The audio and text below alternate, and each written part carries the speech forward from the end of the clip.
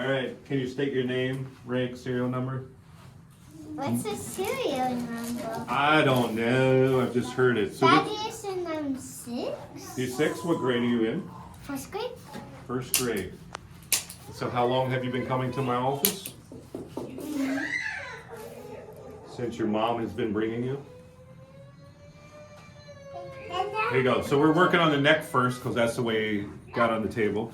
Then we'll work on the back second. So flip on your back or your stomach.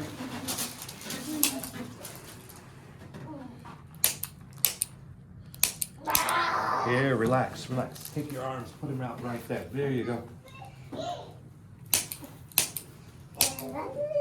All right, good. Come on off the table.